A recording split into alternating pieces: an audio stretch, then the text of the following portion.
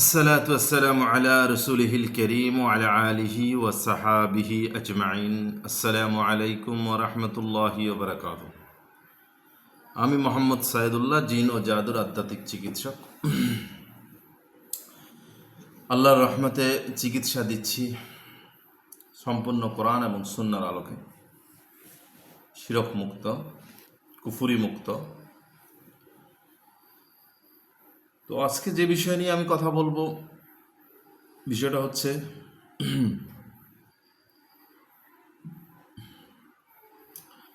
বর্তমান সময়ে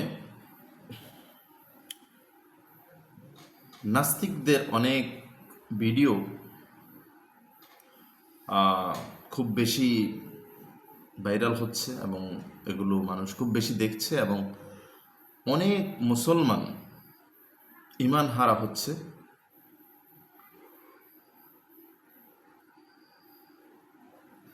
এর পিছনে অবশ্য অনেক বিশাল কারণ আছে এবং অনেক দীর্ঘদিনের শয়তানের চক্রান্ত, শয়তানের ফিতনা এটার পিছনে কাজ করতেছে। কিন্তু বর্তমান সময়ে আপনারা একটা জিনিস দেখবেন, মাদ্রাসা পড়ুয়া কিছু লোক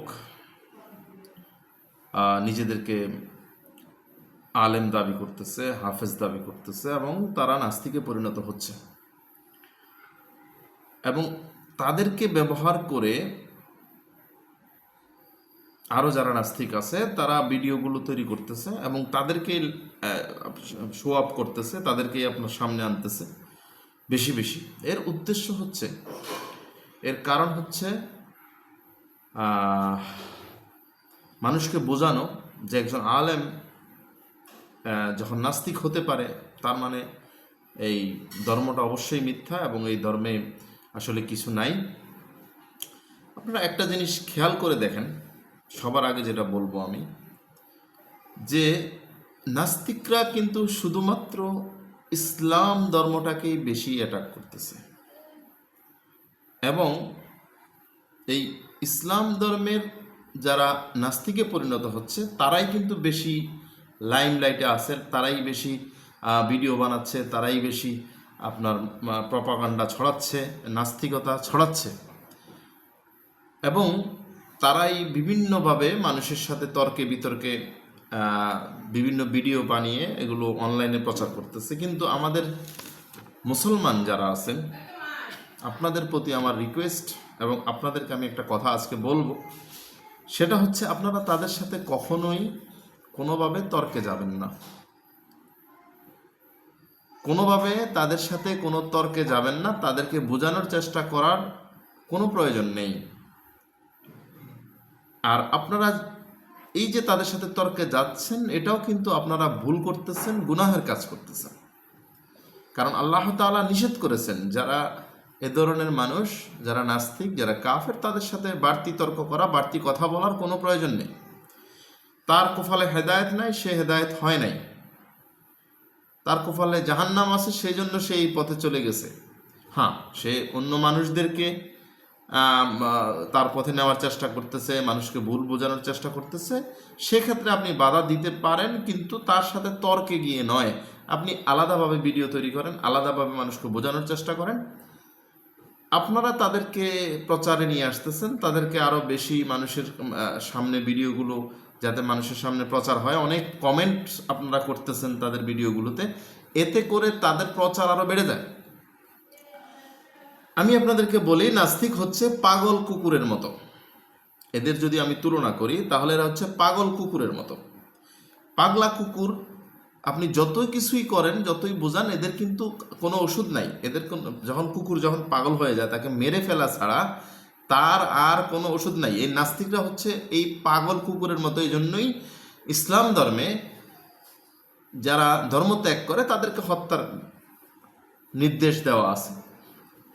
এখন আপনারা এই পাগল কুকুরের সাথে তর্ক করে কি পাবেন? তারা তো জেনে শুনেই নাস্তিক, তারা তো জেনে বুঝেই ধর্ম ত্যাগ করতেছে। এই যে মাদ্রাসা পড়ুয়া এইসব হুজুররা যারা দাড়ি রাখছে, দাড়ি দেখেন, দাড়ি কিন্তু তারা কাটতেছে না, মাথার টুপিটাও তারা ফেলতেছে না, মানে তাদের উদ্দেশ্যই হচ্ছে ইসলাম ধর্মটাকে অ্যাটাক করা। এখন আপনি নাস্তিক হয়েছেন, আপনি টুপি মাথায় দেন কেন? এটা তো সুন্নত রাসূল সাল্লাল্লাহু আলাইহি সাল্লামের, আমরা এই জন্য মাথায় দিই। আপনি কেন মাথায় দেন? আপনি দাড়ি কেন রাখছেন? কেটে ফেলেন। কিন্তু তারা সেটা করে না, কারণ হচ্ছে তারা চায় মানুষ তাদেরকে মুসলমান হিসাবে জানুক, এবং মুসলমান থেকে যে তারা নাস্তিক হয়েছে এটা যেন মানুষ বুঝতে পারে। তাদের এগুলো সব উদ্দেশ্য প্রণোদিত। তো আপনারা তাদের চক্করে পড়বেন না, তাদের সাথে কথা বলবেন না। আপনারা হয়তো বলবেন, আমি কেন এটা বলতেছি, আমরা হয়তো প্রমাণ করতে পারবো না আল্লাহ তাআলা আছেন, গায়েবের বিষয়গুলো সত্য মিথ্যা। অবশ্যই এটা প্রমাণ করা যায় আল্লাহ তাআলা আছেন এবং গায়েব সত্য। সেটার জন্য খুব বেশি দূরে যেতে হবে না আপনাকে। আমি একজন আধ্যাত্মিক চিকিৎসক।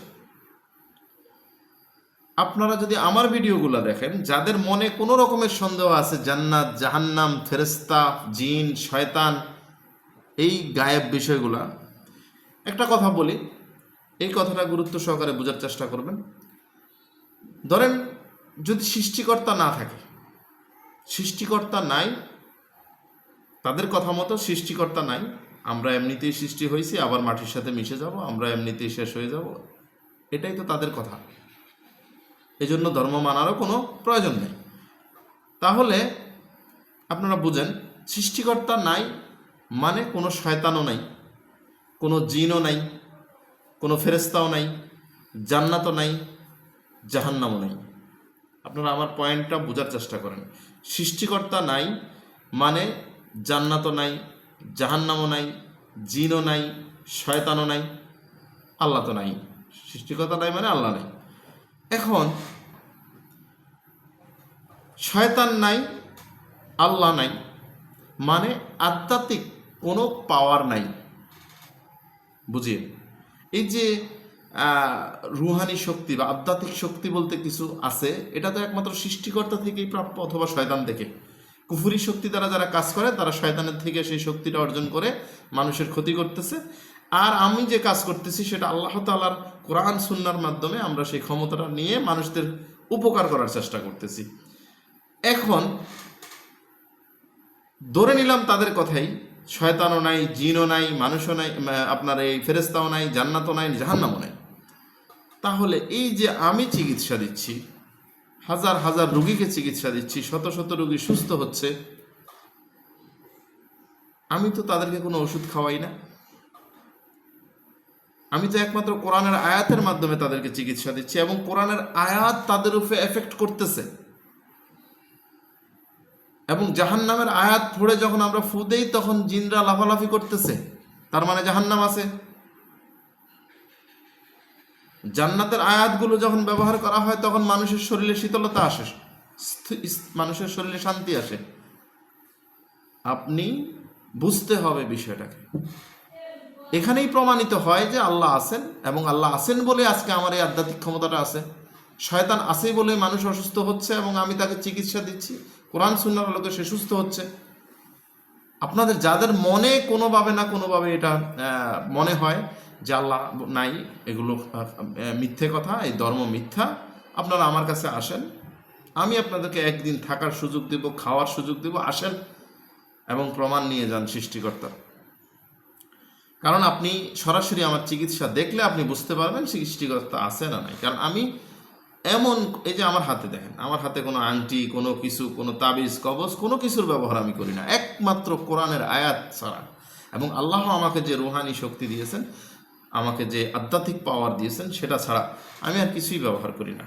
তো আল্লাহর ক্ষমতা আছে বলেই তো আমার আজকে আমি এখানে বসে আমেরিকার রুগীকে চিকিৎসা দিচ্ছি। আপনারা একটা জিনিস চিন্তা করেন, আমেরিকা একজন রুগীর পেটে ব্যথা করতেছে,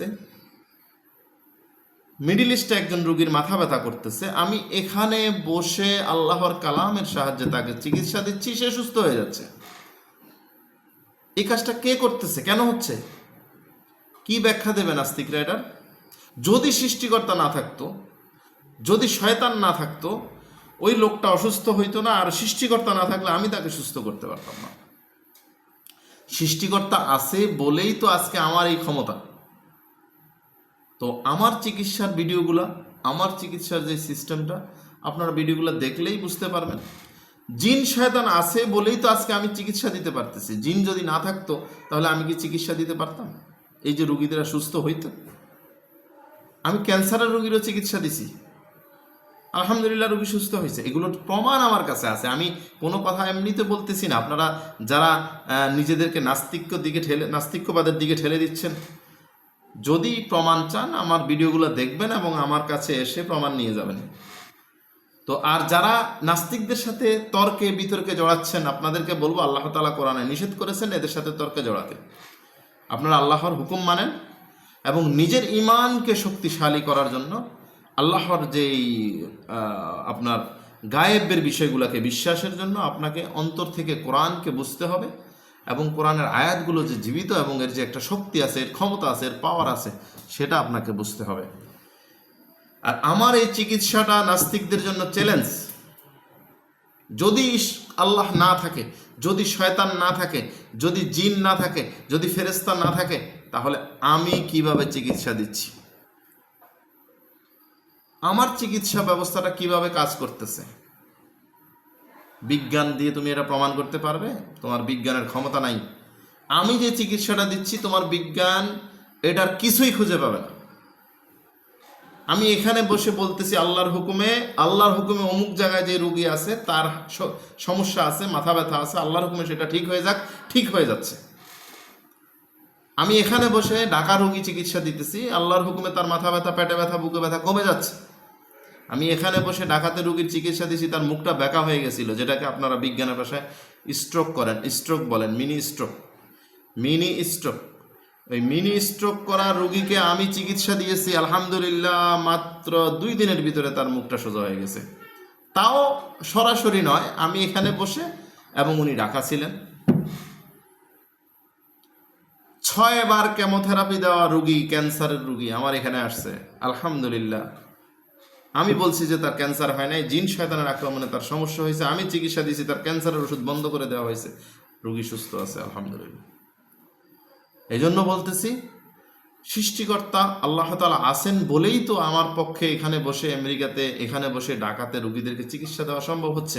এবং জিন শয়তান আছে বলেই কিন্তু মানুষ অসুস্থ হচ্ছে। আর জিন শয়তানের অস্তিত্বের প্রমাণই সৃষ্টিকর্তার অস্তিত্বের প্রমাণ বহন করে। কারণ এই সৃষ্টিকর্তাই কিন্তু জিনকে সৃষ্টি করছেন এবং কোরআনে বলে দিয়েছেন, জিনকে আমি আগুনের ধোঁয়া থেকে সৃষ্টি করেছি। মানুষকে মাটি থেকে, জিনকে আগুনের ধোঁয়া থেকে সৃষ্টি করা হয়েছে। তো আশা করি আমার কথাটা বুঝতে পারবেন। ভিডিও আমি বেশি লম্বা করব না, আপনাদেরকে বারবার বলতেছি, এবং এই ভিডিওগুলো শেয়ার করবেন খুব বেশি। নাস্তিকদের সাথে তর্ক করার কিছুই নাই। এরা হলো জাহান্নামের কীট এবং এরা হচ্ছে পাগলা কুকুর। এদের মৃত্যু ছাড়া দ্বিতীয় কোনো অপশন নাই। ইসলাম ধর্মত্যাগকারীকে এজন্যই মৃত্যুর সাজা দেওয়া হয়, কারণ এরা পাগলা কুকুর। সো এদের থেকে দূরে থাকবেন। এরা কিন্তু পাগলা কুকুর যেমন একজনকে কামড় দিলে, আছড় দিলে তারও রোগ শুরু হয়ে যায়, এরাও ঠিক সেরকম। আপনার ঈমান, এমনিতেই তো এখন ফিতনার যুগ, আপনার ঈমান নষ্ট করতে এদের সাথে যখন আপনি তর্ক বিতর্ক করতেছেন, আপনার ঈমান নষ্ট করতে সময় লাগবে না। শয়তানের ক্ষমতা সম্পর্কে আপনাদের ধারণা নাই। শয়তান আপনার মনকে যে কোনো সময় পরিবর্তন করতে পারে।